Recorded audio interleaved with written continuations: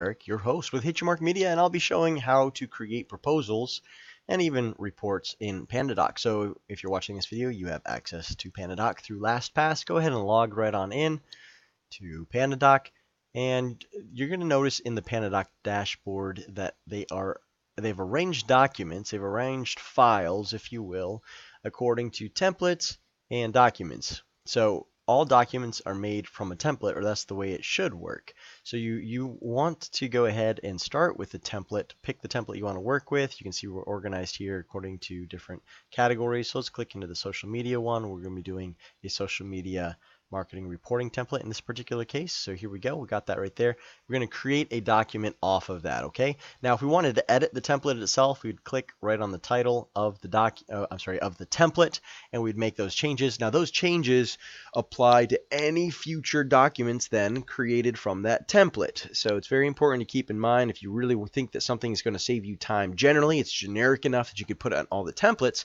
then great. That's how you'd want to do that and save it there. But right now what we're going to do is we're going to hit create a document.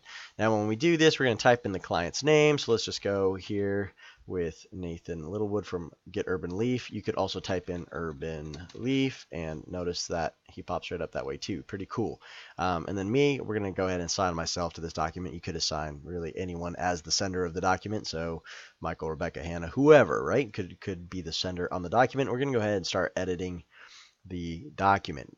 So it creates a document from the template, and it has these tokens that need to be filled in. Now, I've gone ahead and added these tokens into the template for convenience. So these are basically like form fills. So the center company here would be Hit Your Mark Media. And you can see that it filled this all in based upon what I told it opening up the document. This is the sender, this is the client. Who's the client company? Well, the client company here is Urban Leaf.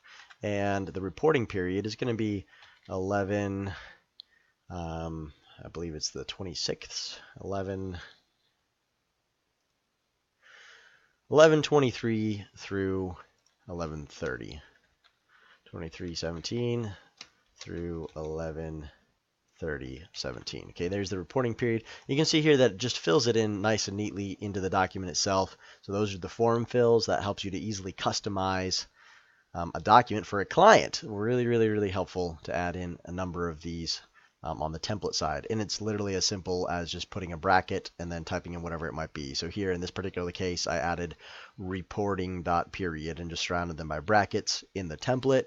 And then when we go to create a document, boom, it recognizes that that's a form fill field, and you can just fill in those tokens this way.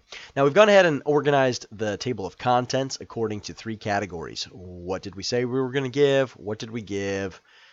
How did we give it? And then what did they get? Like, what did we give? Okay, so the first part here is going to really kind of be the high-level summary, and then this is just a generic comment that I put into the template side. There's really no need to edit that.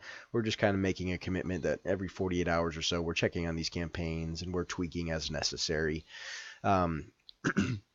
Campaign analytics summary. This is where we would go ahead and tell them kind of what to expect in this report. This might be 1 or 2 paragraphs, something real brief there.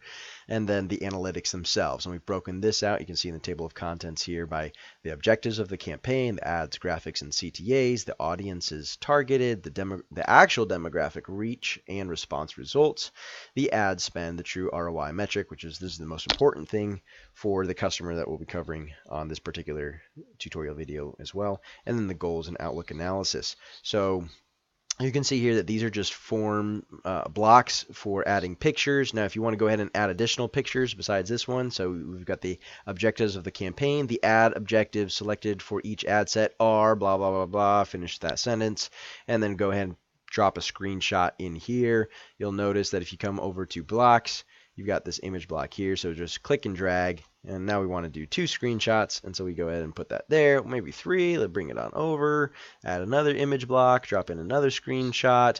Oh, don't want it, we didn't use landing pages for this, So there's really no need to drop any screenshot here or a link. Like you could even just add a link in the text up here so they can go that way, and then there's no need for a screenshot. Just click the little trash button and take that out. The ads, graphics, and CTAs used. So this is where you would put the either a link to that graphic or just a screenshot of that graphic, whichever seems to make the most sense. People like images, and keeping them in one place on a report is usually preferable rather than sending them all over to piece things together themselves. It's kind of the purpose of a report. And the audience is targeted. So as you're creating an ad in Facebook, it might be good to have a template open or a document. You can just rename this because this, you can see it's actually a document here. It's part of the document cluster, not the template cluster, but this was the name of the template. So that's the de facto name for this document. So we would say for Urban Leaf like that, and just customize it that way. End of November. Give it a date stamp time period on the title itself.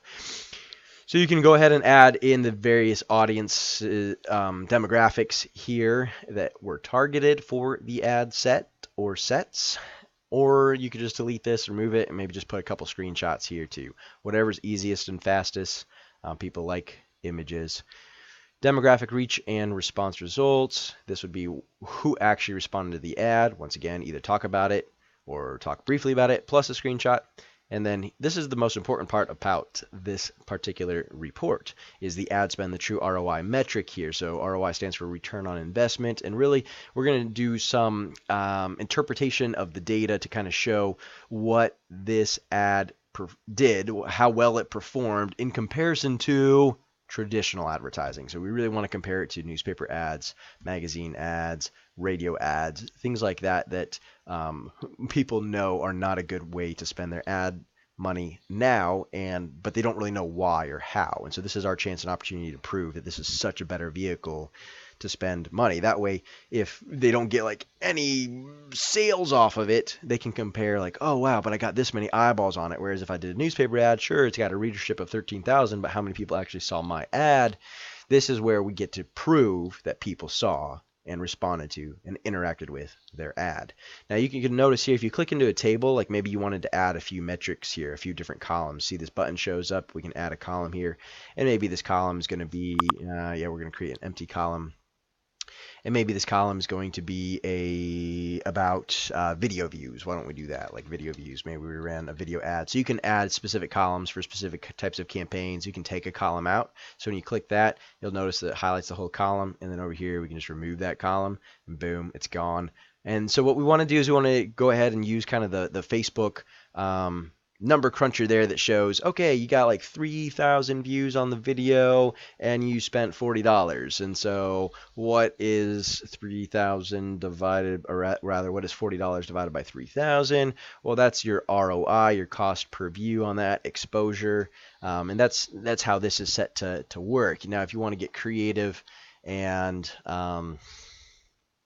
I don't know that we should get creative. That might be the maximum of how far we would want to go on the ROI reporting. Perhaps down the road as we do other metrics and we can do benefit analysis of an individual customer, like, oh, okay, an orthodontist customer has an average lifetime value of $8,000. Well, that's a huge ROI if we just got one more customer through. But we wouldn't really be able to show that in the ads right now until we get to the point where we're able to track those conversions. Like if a customer just has us doing just ads, we may or may not be able to actually track that kind of a conversion, although that would be the goal. We definitely would want to try to get there in building landing pages and forms and tracking it from beginning to end across the marketing to sales funnel. Once again, you can customize and add text blocks or images to add into any of these sections, fill it out as you see fit, or delete it as you see fit. And then the last one here is just really kind of a summary of the goals that we're seeking, what we got, and then the next steps here. What are the next steps we're going to take to really deliver upon those goals even more? And that's how we wrap up the document. When you're done with it, you click the little send button here. And because the customer's already in the system with first name, last name, and email, you can modify the document name here one more time before you send it if you wish, just in case you forgot to do it before. And you would say something like, hey, Nathan, here's your first report, right, for the time period, and then send the document. It's actually going to send to him. So, of course, we don't want to do that right now for the purposes of this demo. But that's how this is set up. Hope it helps. Let me know if you have any questions, and thank you so much. Until next time, aim high, aim straight, and always hit your mark.